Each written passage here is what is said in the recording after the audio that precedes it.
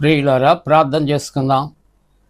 మహోన్నతుడా, పరిశుద్ధుడా, మీకు వందనాలు, స్తోత్రాలు. ప్రాతకాల ఆరాధన ద్వారా నిన్ను గణపరుస్తున్న ప్రతి కుటుంబాన్ని ఆశీర్వదించి నైనా ప్రతి ఒక్కరితో మీరు మాట్లాడి మీరు మహిమ పొందండి. యేసు ప్రభువారి దివ్య నామమున వేడుకొనుచున్నాము తండ్రి, ఆమేన్.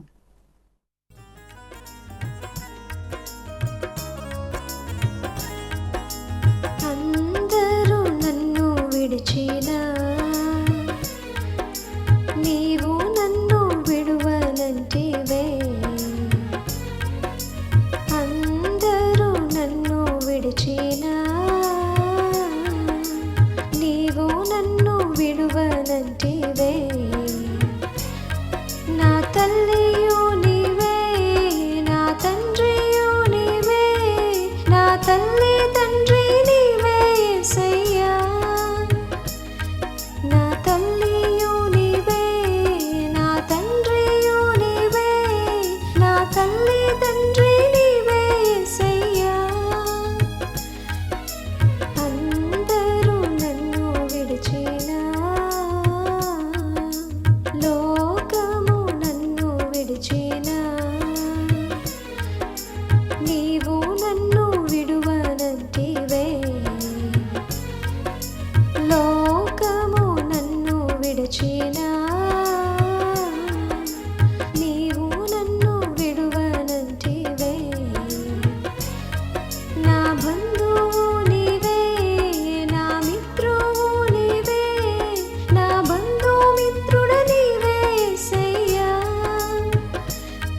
నా బంధువు నీవే, నా మిత్రువు నీవే, నా బంధుమిత్రువు నీవే యేసయ్యా.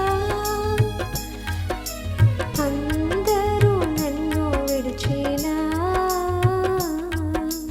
వ్యాధులు నన్ను చుట్టినా,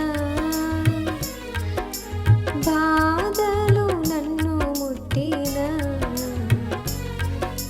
వ్యాధులు నన్ను చుట్టినా,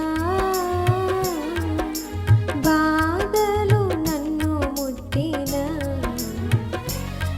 నా కొండయు నీవే, నా కోటయు నీవే, నా కొండ కోట నీవే యేసయ్యా.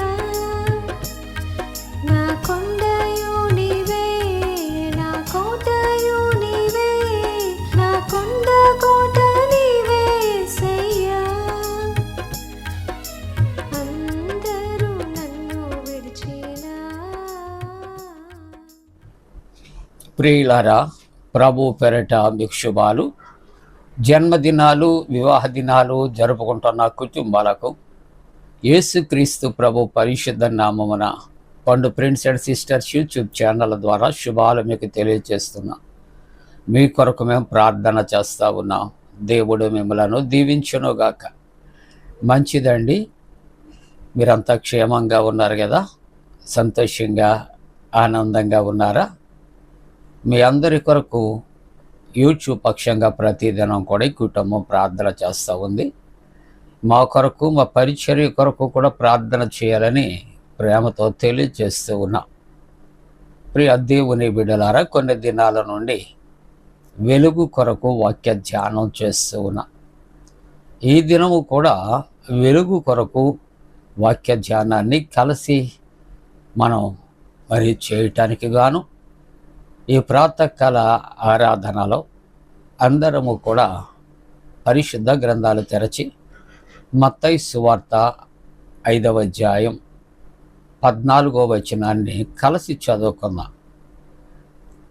5వ అధ్యాయం 14వ వచనం, మీరు లోకమునకు వెలుగై ఉన్నారు.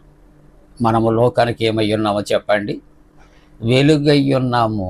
Are the light of the world. లోకానికే వెలుగై ఉన్నాం. ప్రియ దేవుని బిడలారా,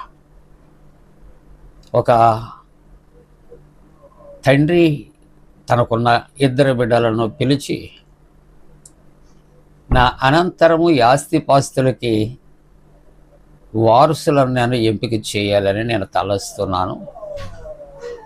కాబట్టి నేను చెప్పినటువంటి ఈ మాటలు జాగ్రత్తగా మీరు విని నేను చెప్పినటువంటి రీతిగా మీరు చేయాలి. అదేమిటంటే, ఇప్పుడు మనకు ఒక చక్కటి ఇల్లు ఉంది. ఆ ఇంటిలో 2 గదులు ఉన్నాయి.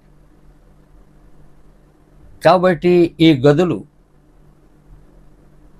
నేను మీకు ఇచ్చే డబ్బులతో నింపాలి. మీరు ఎలాగూ చేస్తారో, వేటితో నింపుతారో నాకు తెలియదు అని ఆ ఒక్కొక్క పోర్షన్లో ఉన్నటువంటి 2 గదులు కూడా 2 కుమారులకు కూడా సమంగా ఇచ్చాడు. ఆ తర్వాత ఆయన పెట్టినటువంటి పరీక్ష, ఆ ఫలితాల కొరకు తండ్రి వారిని పిలిచినప్పుడు ఒక కుమారుడు తనిచ్చినటువంటి డబ్బులతో ఎండినటువంటి గడ్డి ఒక బండి తీసుకొచ్చి గదులన్నీ నింపాడు. 2వ కుమారుడు తండ్రి ఇచ్చిన డబ్బులతో క్యాండిల్స్ కొని తెచ్చి వెలిగించాడు.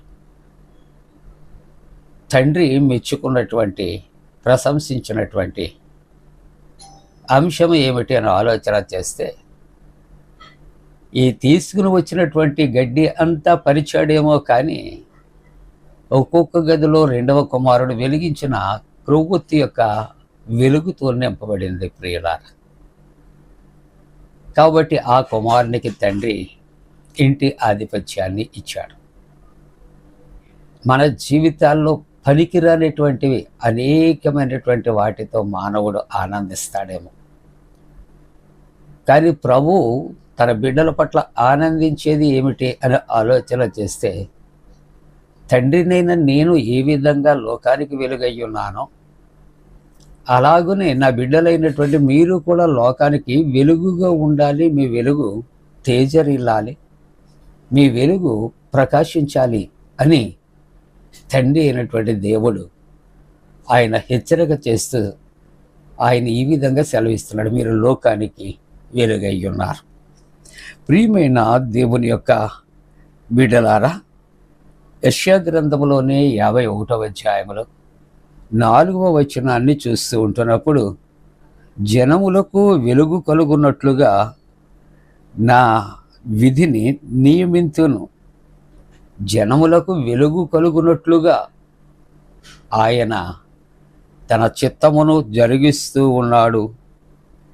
కాబట్టి యెషయా గ్రంథంలో 60వ అధ్యాయంలో 1వ వచనములో శ్రేష్టమైనటువంటి మాట తెలియజేస్తూ, నీకు వెలుగు వచ్చి ఉన్నది, లెమ్ము తేజరిల్లు. నీకు వెలుగు వచ్చి ఉన్నది, లెమ్ము తేజరిల్లు. ఇంతటి వరకు కూడా చీకటిలో ఉన్నావేమో, పాపములో ఉన్నావేమో, మరణములో ఉన్నావేమో, అవన్నీ కూడా నేను కొట్టివేస్తా ఉన్నాను. నా వెలుగుతో నేను వెలిగించాను. నా వెలుగుతో నీ చీకటి పాపపు జీవితాన్ని నేను నింపాను. ఇక నీకు చీకటితో, పాపముతో, మరణముతో పని లేదు. నీవు లే, ఈ వెలుగుతో నింపబడు.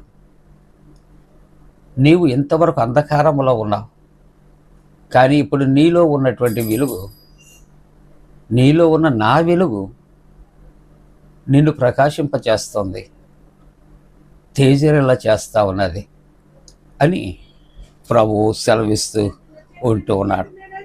యెషయా గ్రంథంలో 60వ అధ్యాయంలో 19వ వచనంలో చూస్తూ ఉంటూ ఉన్నప్పుడు, యెషయా గ్రంథంలో 60వ అధ్యాయంలో 19వ వచనంలో చూస్తూ ఉంటున్నప్పుడు దేవుని యొక్క వాక్యం అంటుంది, ఇక పగలు సూర్యుని ప్రకాశము మీకు వెలుగుగా ఉండదు.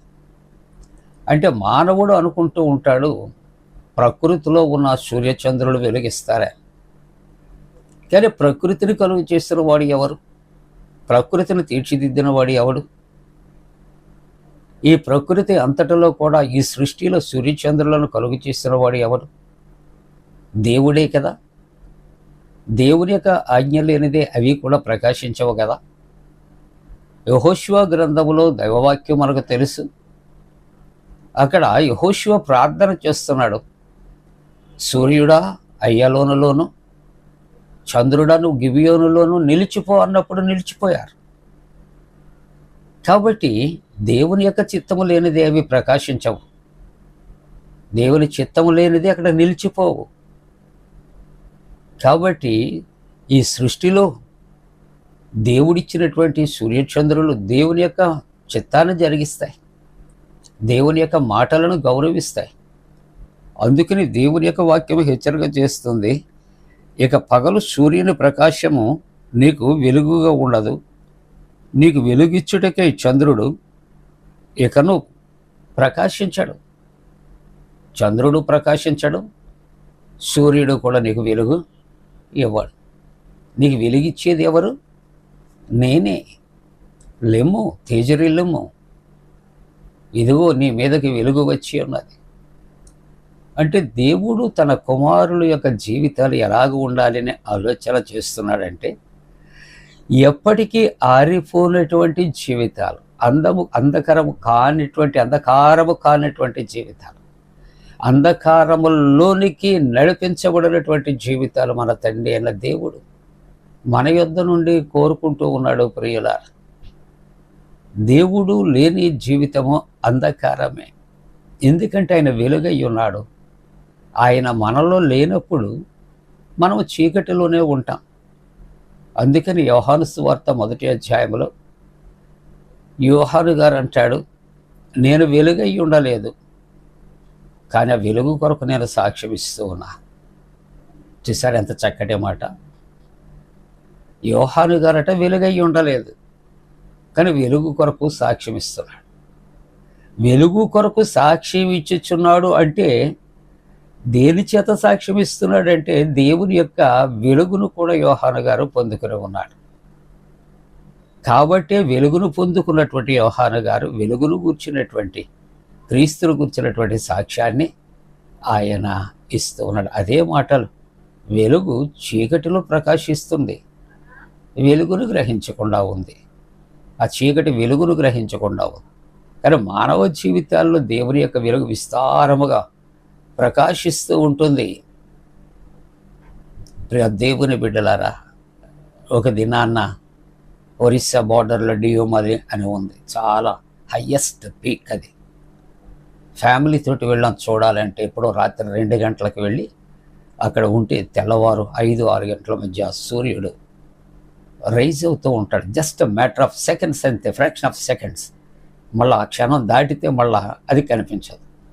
ఆ కొండలలో నుండి పైకి వచ్చి ఒక్క క్షణం మాత్రమే చాలా తీక్షణంగా, ప్రకాశంగా, ఎంతో బ్రైట్గా ఉంటుంది. దాని కొరకు ఎక్కడెక్కడి నుంచో కార్ల మీద హయ్యెస్ట్ మౌంటైన్ మీదకి ఆ రాత్రి 2-3 గంటలకు వచ్చి వేచి కనిపెట్టి మళ్ళీ క్షణం అయిపోయిన తర్వాత మళ్ళీ అక్కడ ఏం ఉండదు, అందరూ దిగి వచ్చేస్తారు. మేము వెళ్ళాం.